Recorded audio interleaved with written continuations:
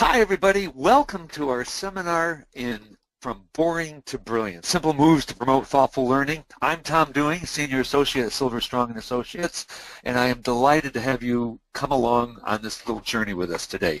This session today is called Review Reinvented, in which we take a look at a scenario. It's a real-life scenario that we saw in a particular classroom, and we try to add some of our tools and strategies to make it more dynamic, where the students are learning more and thus achievement is greater. Our resources come from our series of books and materials that we've been working on for over 40 years, tools and strategies that are from classrooms that have proven to be very effective in how they get students to achieve at even greater heights. And this series is available to you, and there'll be more information at the end of this that you can get through our website. In this particular session today, we're going to be highlighting tools from this book, Tools for Promoting Active and In-Depth Learning, and Tools for Thoughtful Assessment. Let's take a look at our scenario, and as I said, this actually comes from a classroom that I observed. It's the 7th grade classroom outside a suburban area. And what happened in this was that Miss A had just completed a unit with her students and was reviewing for the test. She knew that the students would do better if they considered 5 key ideas of the unit. The day before the test, Miss A reviewed with the students by writing on her smartboard the key ideas one at a time and explaining to the students why they were important. The students copied what Miss A had written on her board into their notebooks. Okay, again, pretty typical scene, pretty typical scenario from a classroom. If you're an administrator or if you're a team teacher, perhaps you've seen this in some of the classrooms. But we want to take a look at it with another set of eyes. We want to see more deeply what is happening in the classroom and especially how we might grow student engagement. This is a much talked about topic, much discussed topic, lots of workshops, lots of seminars, writings on it, because we know how important it is. In fact, John Sapier said it was a sine qua non, the essential element for curriculum implementation. We can have the best written curriculum, the best written plans, but without getting the students engaged and involving them in the task, it's just not going to happen. So our questions arise, how do we grow student engagement? How do we grow the student interaction so that the students are constructing the ideas and they're owning their work? In other words, we're moving the students back to the center of the classroom, and as our mantra is, we try to make the students as important as the standards. We're going to be doing some tools, and we're going to be interjecting some of these tools, as I mentioned, and one of them is a easy-to-implement tool called Priority Pyramid. The purpose of the tool is for students to get into a discussion and an analysis of particular facts, ideas, information that they received. And they're asked to take these ideas and to prioritize them according to their personal values, their learned information, and through a discussion with others. As an example, a principal was using this during a staff meeting in which they were talking about building trust in the building.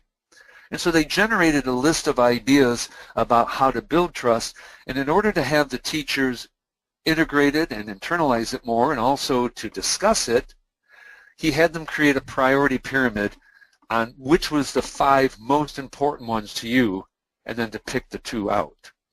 See, priority pyramid, easy tool to use, but can be used in a variety of content areas, variety of grade levels with the same results, getting students to be more engaged, more involved with learning the material. So in one case, a teacher presents the rules of the room to the students and says to them, what are the 5 most important rules? Put them in order of importance. So each student did it on their own, and then the teacher had the students get into pairs in a think, pair, share situation and discuss the rules and come to a compromise on the top 2.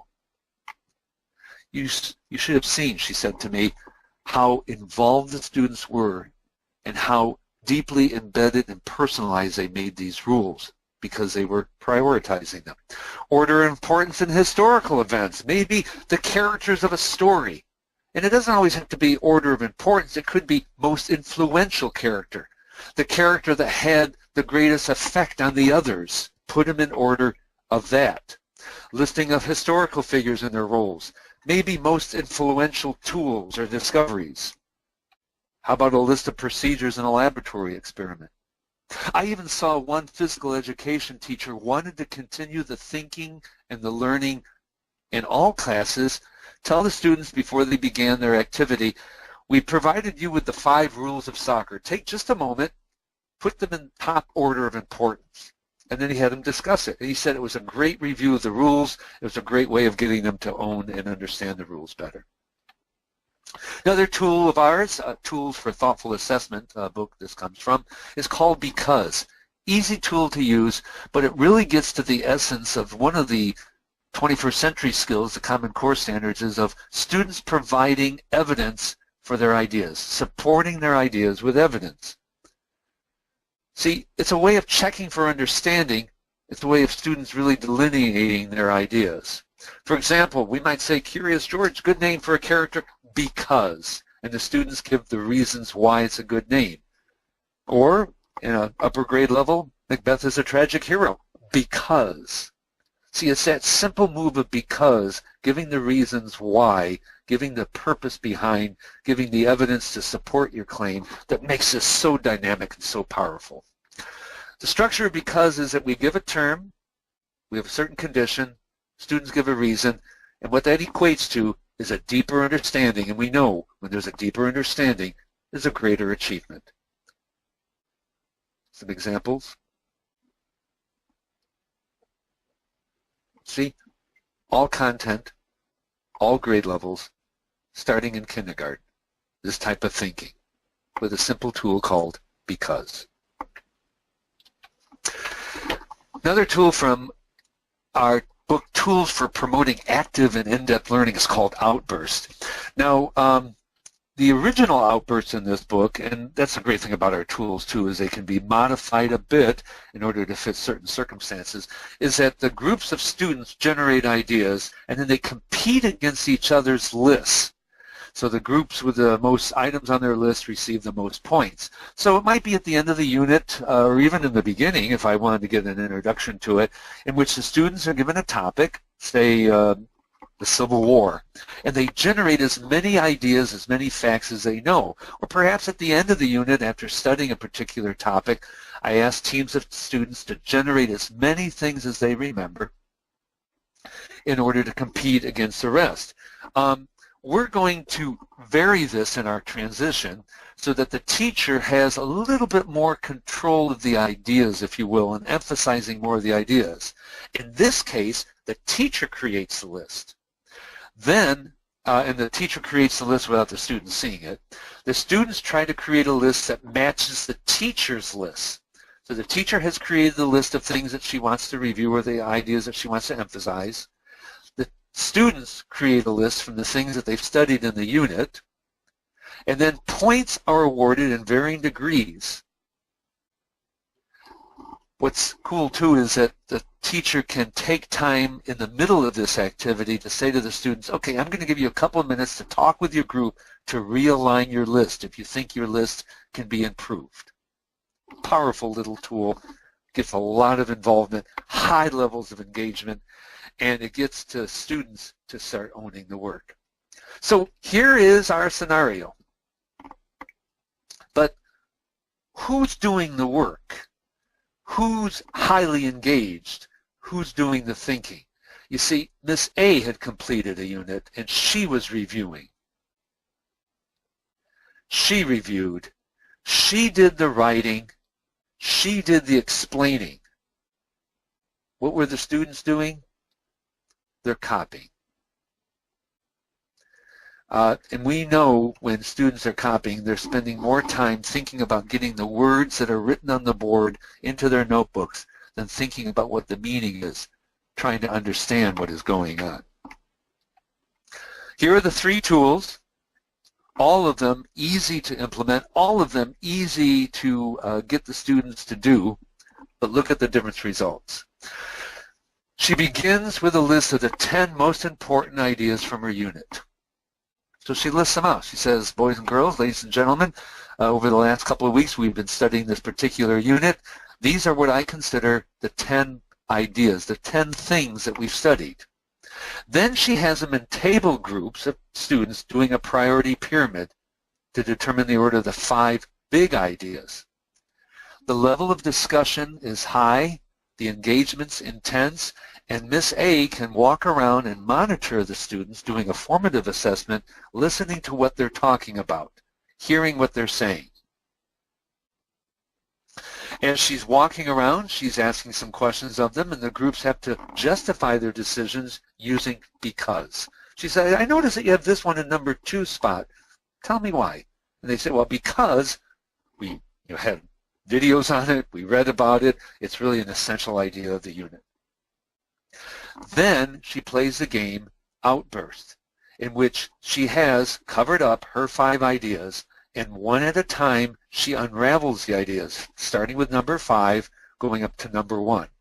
But notice what she does here too. As she unveils her ordered list of ideas, she gives evidence as to why she placed the ideas in that order, and the points are awarded. I've seen Outbursts done this way a number of times, and it is fun to watch. It is enjoyable seeing the students becoming so involved in that list. And the funny thing is, maybe not so funny because it's the emotionality that's involved. When a student or a group of students believe that a particular thing should be, say, in number 2 spot, but the teacher has put it in number 3, the discussion, we might even say the arguments about it can become intense. But all along the teacher's thinking, this will be the one key thing they remember for the test tomorrow. I've gotten to my point. I've gotten to my goal. See, we don't want to judge each day, as Robert Louis Stevenson said, by what you reap, but by the seeds that you plant. And if we go back to this little transition, Miss A did a lot more than just review for a test. She did a lot more than get some of her ideas across. In this little classroom time, which was enjoyable for the teacher, which was fun for the kids, engaging, she was building a relationship between them and between each other. She was having the students' emotion developed so that there was a feeling of owning this. They were getting involved, they were engaging and enjoying the classroom, but she was also developing a culture of thinking and learning in which the students, as they presented their lists and discussed together, they were doing comparative analysis, they were doing compromising, they were critiquing their own work. This is the type of learning and a dynamic classroom that can be had when you go from boring to brilliant using the tools and strategy and the philosophy of thoughtful classroom. Kristen, could you tell us a little bit more about some of these tools and strategies and what we can do for the schools?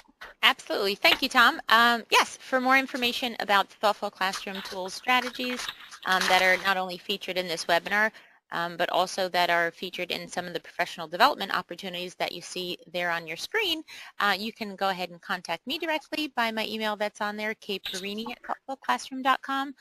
You can give the office a call at 201-652-1155. Certainly invite you to take a peek at the Thoughtful Classroom website and see what else we have going on there. So